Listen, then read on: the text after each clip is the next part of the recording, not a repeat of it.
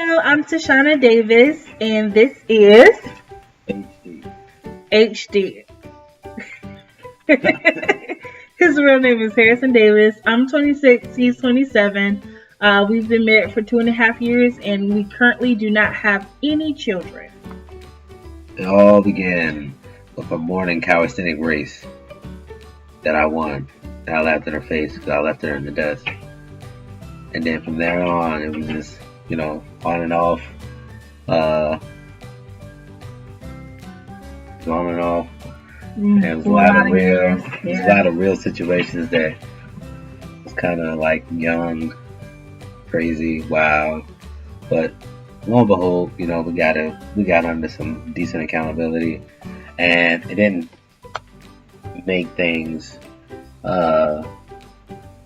perfect, but it definitely made things more manageable. So that's what I'll say for the love story.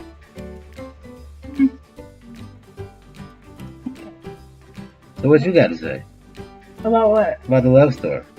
Well, I mean, it's a love story. I would say I met him when I was 15. He was 16.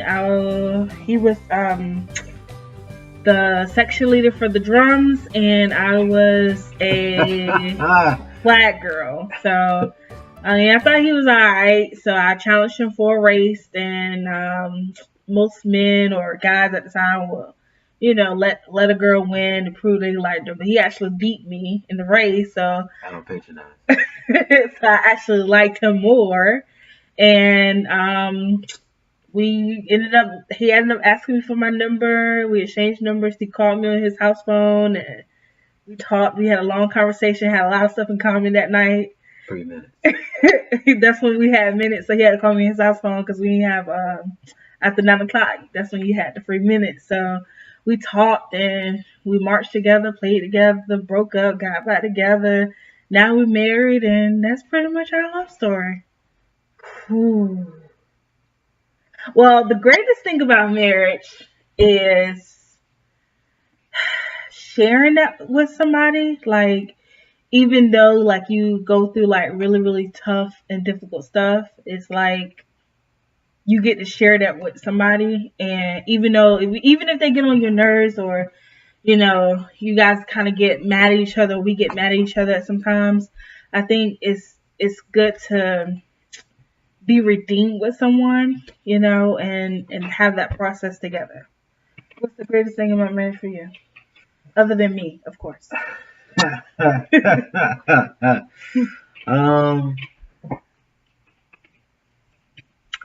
think the greatest thing about marriage is to be able to do things that you probably would never do on your own, or at least you would do it faster, I think. True. Because a lot of things you would do as a single, you don't, sometimes the sense of urgency isn't there.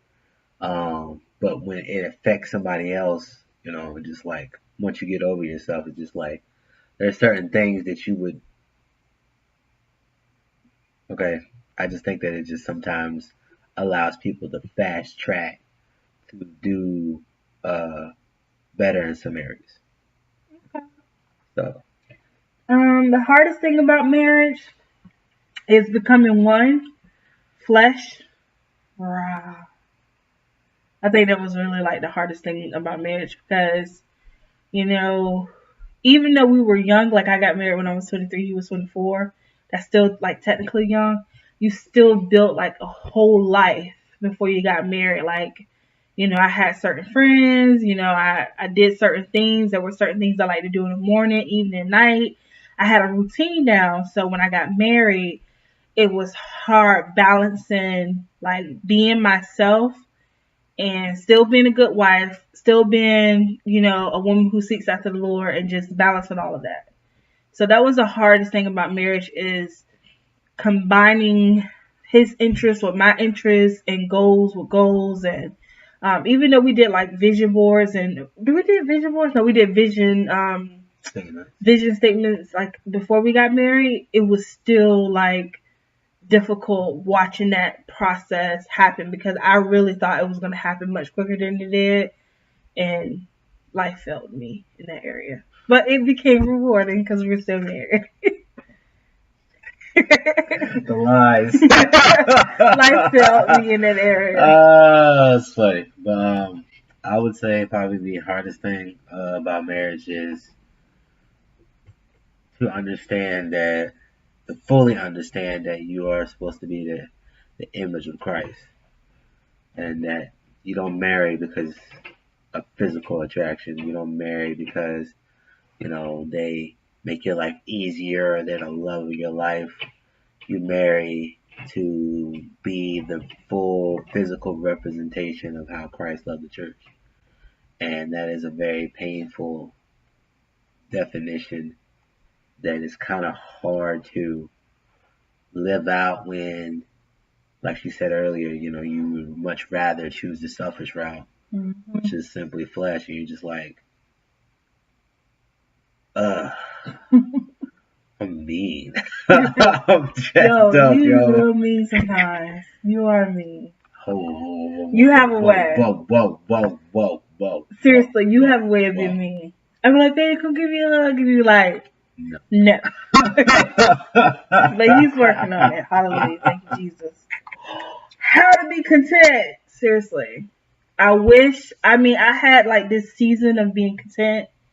And I feel like it was a really, really great season. Like, it was about maybe 7 or 8 months. To me, that was a long time because I always had a boyfriend. But then, like, I broke away from that. And I really seek the Lord. I was praying every day, worshiping every day, reading my word every day. It was just peaceful. It was like straight love.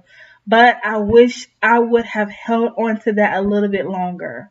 I wish I wouldn't have been so ready to get married. In a sense, or in a hurry to get married. I wish I would have kept that season a little bit longer and traveled more and did more things by myself, learned the world. I would have definitely did that if I was single. What about you? Mine's is kind of similar. It's just like actually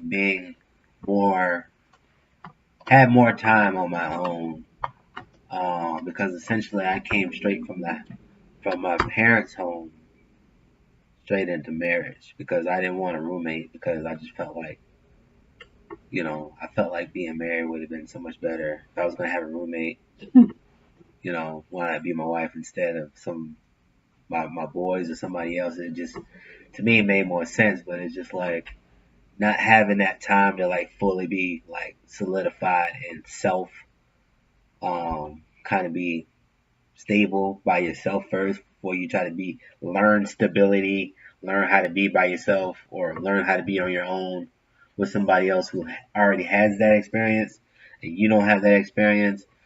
Yeah, it was quite the headache for both of us. It was definitely hard. So that was really hard, but we're here now. That's real though. That's real. So what do you wish you would have learned about marriage? I would have, one of the things that I've learned the most about marriage is that it takes time. I think that was the biggest thing. Like, I remember when we first got married, we felt like we made like the worst decision in life. We was just like, why did we do this? And we had one of our terrible life decisions. It was like terrible, right? Because it was like, are we the only ones going through what we're going through? So we eventually talked to other friends, and we realized like the first like couple of years is really, really difficult. But it was supposed to be the first 5 years is difficult. Yeah, but we like somehow fast tracked all of that, and in like a year or two, everything we happened. crammed like 5 or 10 years of marriage in like 2 years. Yeah, and you can imagine. Yeah. But it was, I think what I really learned out of that is that it literally takes time. Like, it's not even like a month by month process. It's like a day by day process. And that all that you've accomplished on your wedding day, you looked into that man's eyes or that woman's eyes and you said, I love you. And he was like, yeah. Like, this is going to be forever. And then you get home, or after the honeymoon, you just like, okay, honeymoon's over. What's next? And you're just looking at each other like, why are you here? And so I really learned that it just really, really takes time. This is what I would say. Okay. First, be content in Jesus alone. And that means not in your job, not in your man, just Jesus alone. Not in what you can do, not your accomplishments, but Jesus alone. Because when you get married, some of those things go away. And I will also say, enjoy your season and don't rush it. You know, some of you guys wish that you could be married and have that man or that woman to come home to, but it's some married people right now wishing they could go back and be single. You know, so always just be grateful for the portion that you have and use that time wisely. And don't get discouraged in well doing. Like stay holy and stay pure before God, and just allow God to minister you to all of those root issues and deep darkest things that you don't want to share with the world. Allow him to minister to you in private, so that when you get married you have something to bring to the table. Just from like our experience, or just something that we learned, is just like, first thing, definitely have very strong friendship. You know what I'm saying? Because a lot of people just marry for love, and it's just like once the love gone, they just walk right out the door, because there's nothing holding them once the love is gone or the infatuation is gone. Because that goes quick. You know, so it's just like, like say for instance, if I leave my drawers on the floor, you're not thinking about love when the drawers on the floor. You're just like, bruh. Boy, if you get them drawers, yeah, I'm saying, off so, my floor. I'm a big proponent of having a strong friendship, because you can't just have love, because people associate nowadays love is just a feeling.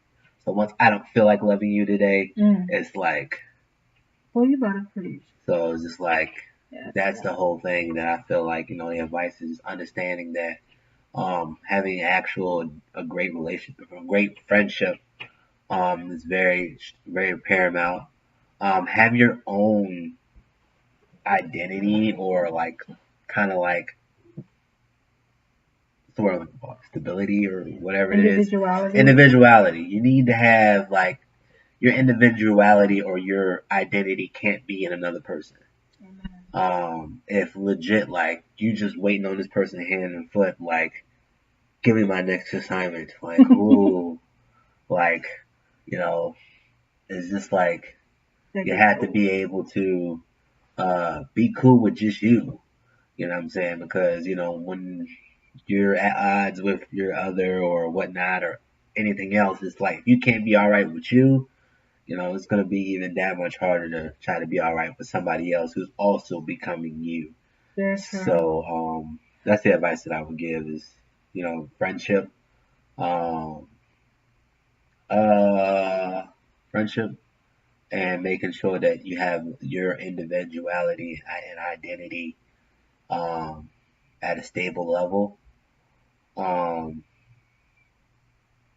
And try to take we call it take the edge off. Yeah. There's some things that you will see happening in you or in the other half of you that you're just like, it's like to you it's like a death sentence. And sometimes you just have to realize that, it's just like, I just say sometimes you have to realize that it gets better. It gets better. It could be worse. And it's not that bad, I mean, when you put things in perspective, like there's people who have survived marriages that have survived like orgies, mad, cheating, getting shot, stabbed, like, and you're just hollering and screaming, talking about why you didn't pick me up today, like, it's like you didn't buy me flowers on Valentine's Day. It's like, yeah, I mean, that's a real thing. I mean, it is real. Like communication is real, but you'll realize that what you think is bad is really not bad. I mean, you fussing about dishes, you may have a very legit issue, but especially if I told you to wash the dishes. Yes, but what I'm saying is it's just like, I mean, I don't know if this is absolutely the most sound advice, but it's just like you have to understand that it's just like It gets better. It gets better, and it's just like, and it ain't the worst. It ain't that bad, I guess. And I used to think as a single woman, that the worst thing that can happen in marriage is that you can cheat on your spouse. But I come to realize that there are some other worse things that can happen. But you know what? It gets better. It gets better. Okay? Counseling. We had two pastors counsel us, Pastor Moses David. Well, technically 4. How? Because you got my angel. Oh yeah. Four pastors counsel us. So two couples. It was a lot of talking. Yep. So we had my angel and Pastor Moses counsel us. They're married. And then we have Ma Cullen, Marsha May Cullen, and I call him Papa Ray, but Pastor Ray. They counsel us. Yeah. So that was intense. Like, but you know what? Some things that it don't really hit you when you get married. You're like, okay, this is good stuff. You know, but really, if you really listen, like some of that stuff, you're gonna, like, I believe that God brings everything back to your remembrance. So even if it doesn't apply right now, when you might not understand everything that's being taught in those premarital counseling sessions, eventually the Lord will bring it back to your remembrance. So that was one of the things that we implemented that kind of helped us along our journey. Anything else? The accountability and the mentorship. Yes. I think those are the biggest things because, like, I personally would not have been able to even see her in a different light until I got under some decent accountability and I was actually getting decent mentorship. Because my pastor, one of the other guys that counsel us, Pastor Mo, he was mentoring me for a good while before we got back together for the last hurrah in the courtship. Because it was just like, the only reason why I made the moves, because at one point we were done. And, you know, I was prepared to just let it fly, this, that, and the third. But, like, certain traits and qualities had showed up in her, and I was like, that's never been there before. Yeah. Jesus, what's happening here? I changed. So the Lord redeemed me. You know, so I actually like, I'm like, yo, and then she was just like, she was acting different. Like, I'm just like, yo. So that's the season when I was content before Jesus, and the Lord gave me a brand new identity. Yeah, so I was just like, you need to be able to discern and watch wisely, not understanding that still there's going to be a lot that you're going to have to deal with you and the other person when you get in. But you're going to have to understand, is this something that I can deal with? Deal breakers. Important. For quite some time. So I would say accountability, mentorship, and understanding, you know, what it is that you're looking at, what you're agreeing to with this person and yourself. Because, you know, you can look at stuff and be like, I don't know. I don't really know how to close that out. But, you know, I hope that makes any sense. Because, I mean, it'd be real when you look at a person and they never pay any of their bills on time. If you're a stickler about paying bills, and they never pay bills on time, and you'd be like, well, if they're not paying bills on time, what else are they late on? Exactly. Because those things affect everything. Do they like to clean? Do they like to cook? If you can't cook and they can't cook, and you really want somebody to cook, you need to understand, is it okay if she buy you food? Exactly. Or does she need to learn how to cook? Yeah, I had some deal breakers. I didn't want my man to smoke, drink, party. I didn't want him to be like gangsterish. Those were deal breakers for me. Even though I dated those type of people, but I learned in those seasons that ain't what I want, bro. I mean, but you a little gangster. You like holy gangster. You're not, you know. You don't be cussing me out or like slapping me across my head. Some women like that stuff. Like they get a thrill out of that. Like I would be like, no, my personality just wouldn't work. So, but yeah. So that's the end of our thing. But I did want to say that with our love story is that God is a redeemer, and that He redeems all things. That's one thing that I truly learned. What are you doing? I don't know. See what I do it? But that's one thing I truly learned being married to this guy. Well, actually dating this guy, because Even though, like I said, we met when we was 15, you know, he really taught me like how to like look at myself differently. Like, I mean, I had other friends or people before him, but he was the one that really like showed me or made me feel like a lady. Like, he just took it to the next level. He set the standards really high. And then, you know, even though we broke up, we got back together. But the last time when we finally got together, you know, we didn't kiss, we didn't cuddle, we didn't have sex.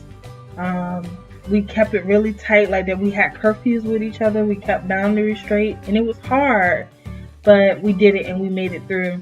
And I really believe that that's why God always has his hand on our marriage, even if we don't always see it, but his hand is there. So good luck to you, and we're the Davises. Okay, let's show them our handshake. Really? Come on, let's just show it. You're gonna edit this out. No, she's not. Come on, come on. Ooh. You did it wrong! Alright, let's try it again one time. Wait.